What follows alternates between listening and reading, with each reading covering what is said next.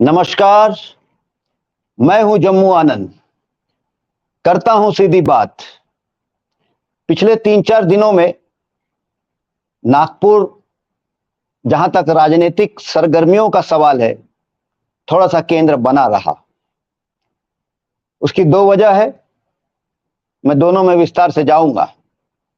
पहली वजह ये कि हाल ही में तेलंगाना के मुख्यमंत्री और तेलंगाना राष्ट्र समिति, और बाद में उसको उन्होंने हाल ही में भारत राष्ट्र समिति में तब्दील किया और एक मंशा जाहिर की थी कि अब वो पूरे देश में अपने पार्टी को फैलाना चाहते हैं, बढ़ाना चाहते हैं।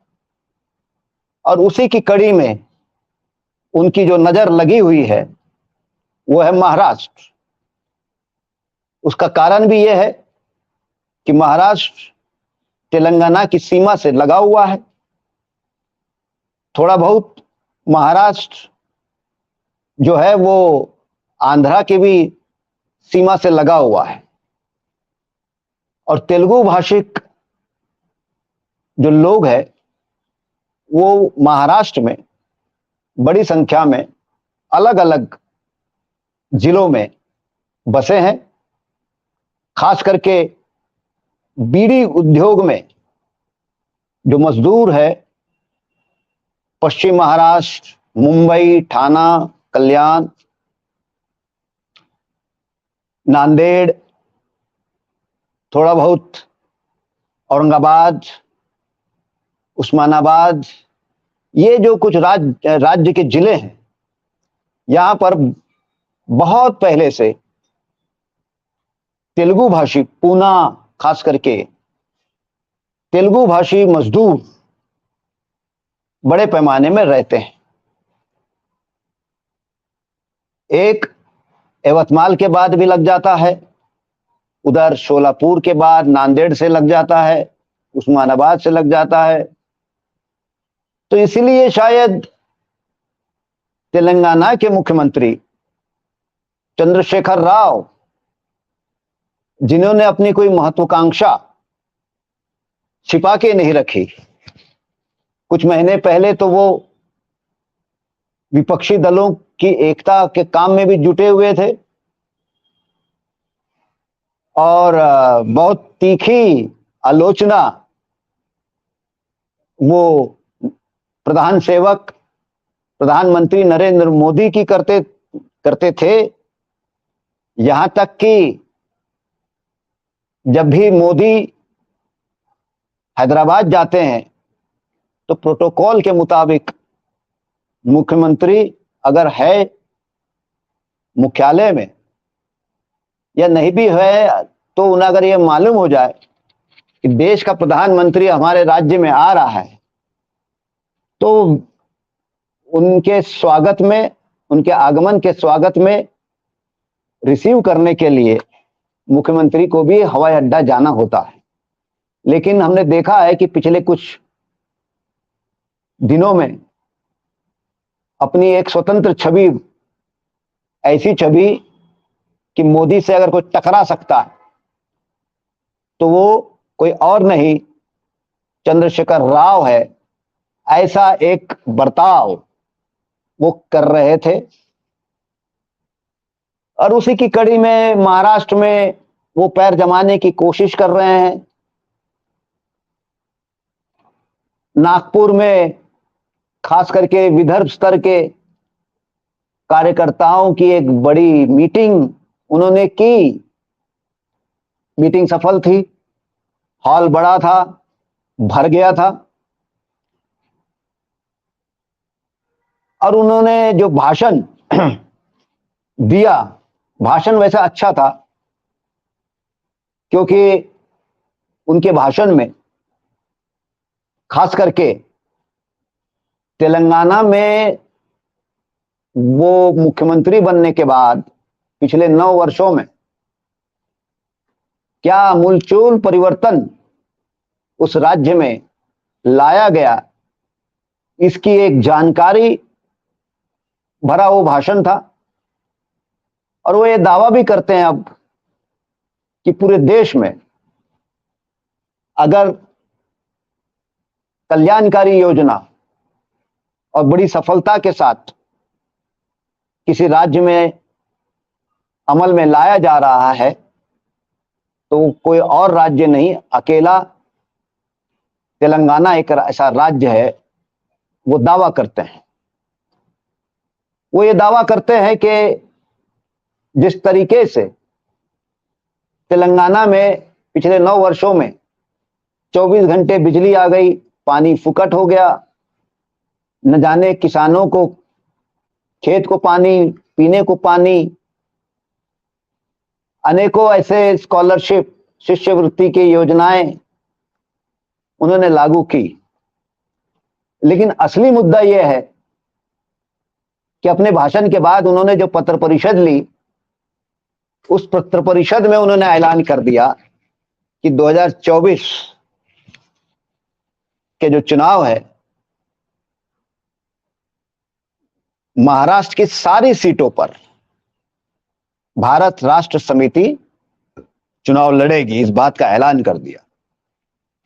अपने भाषण में उन्होंने इस बात का ध्यान रखा, और वही जो है राजनीतिक गलियारों में चर्चा का विषय है।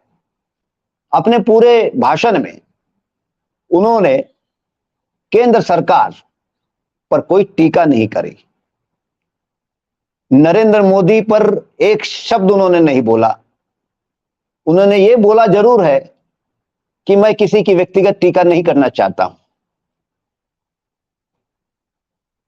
उन्होंने न कांग्रेस पे टीका किया, न कोई विपक्ष की एकता की बात की। ये राजकीय गलियारों में यह है चर्चा का विषय।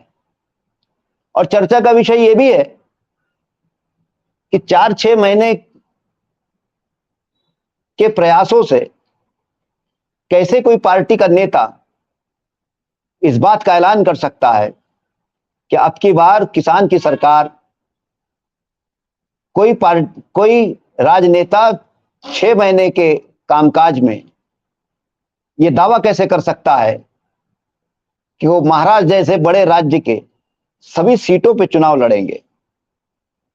तो उनके भाषण के बाद जिन मुद्दों की चर्चा हो रही है कि आखिर चंद्रशेखर राव केंद्र सरकार और नरेंद्र मोदी पर आरोप लगाने से क्यों बचना चाहते हैं, और फिर सारी सीटें लड़कर किसको वो फायदा या किसको वो नुकसान पहुंचाना चाहते हैं। महाराष्ट्र के राजकीय विश्लेषकों की बात को अगर मानते हैं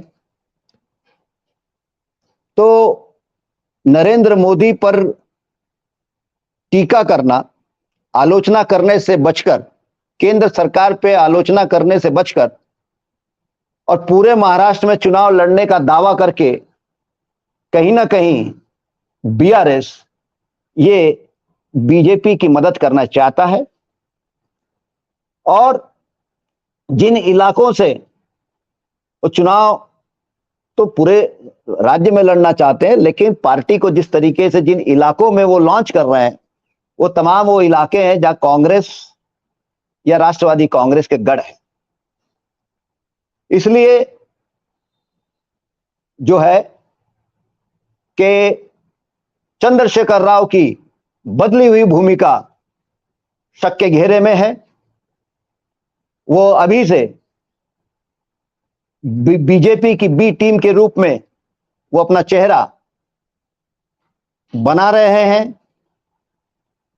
क्योंकि इस देश के अंदर अगर केंद्र सरकार की विफलताओं को लेकर अगर जनता के बीच में जिसको जाना नहीं है, मोदी के वादों को लेकर अगर जिसको लोगों के बीच में जाना नहीं है, तो फिर कहीं ना कहीं बात जो है पर्दे के पीछे की है।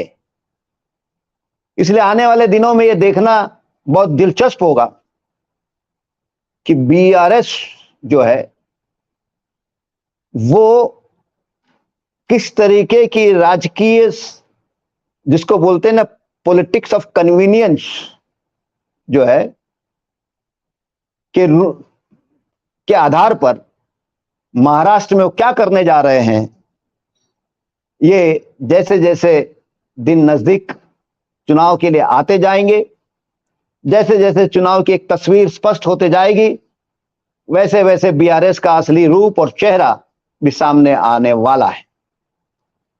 दूसरी एक महत्वपूर्ण घटना, राजकीय घटना, इट्स अ पॉलिटिकल डेवलपमेंट, वो ये है कि आशीष देशमुख, भूतपूर्व आमदार काटोल से, भारतीय जनता पार्टी के वो आमदार चुने गए थे। उनका भारतीय जनता पार्टी में शामिल होना और उसके मतलब पिछले 9 वर्षों में आशीष देशमुख की जो राजकीय यात्रा रही, कांग्रेस, बीजेपी, फिर कांग्रेस और अब फिर बीजेपी, और जिस प्रकार से महाराष्ट्र के उप मुख्यमंत्री जो नागपुर से है और भारतीय जनता पार्टी के प्रदेश अध्यक्ष वो भी नागपुर से है, दोनों का बड़ा उत्साह आशीष देशमुख को भारतीय जनता पार्टी में प्रवेश दिलाने को लेकर, और उसके बाद आशीष देशमुख के जो 2-3 दिनों के अंदर जिस प्रकार के बयान आए हैं, वो बयान खास करके जिस दिन वो शामिल होने वाले थे उस दिन के सुबह के अखबारों में, जो लगभग सारे अखबारों में इश्तिहार उन्होंने जो दिया था और उसका टाइटल था मोदी पर्सनालिटी ऑफ मिलेनियम, मतलब इस सदी का व्यक्तिमत्व, मतलब मोदी। और जो उन्होंने जो कुछ लिखा था उपलब्धियों को लेकर, आश्चर्य ये हुआ इतनी उपलब्धियां तो बीजेपी वाले नहीं गिना रहे जितनी उपलब्धियां आशीष देशमुख ने गिनाई। क्यों गिनाई, उसके कारण क्या है, अर्थात भारतीय जनता पार्टी में उन्हें शक की निगाह से ना देखे, यही एकमात्र कारण है। कांग्रेस में शामिल होने के पहले भारतीय जनता पार्टी और खास करके देवेंद्र फडणवीस के नेतृत्व पे जिस प्रकार के सवाल आशीष ने उठाए थे, लेकिन कांग्रेस में आने के बाद फिर उन्होंने वही सीधा प्रदेश अध्यक्ष पे उन्होंने कई आरोप सार्वजनिक रूप से लगाए।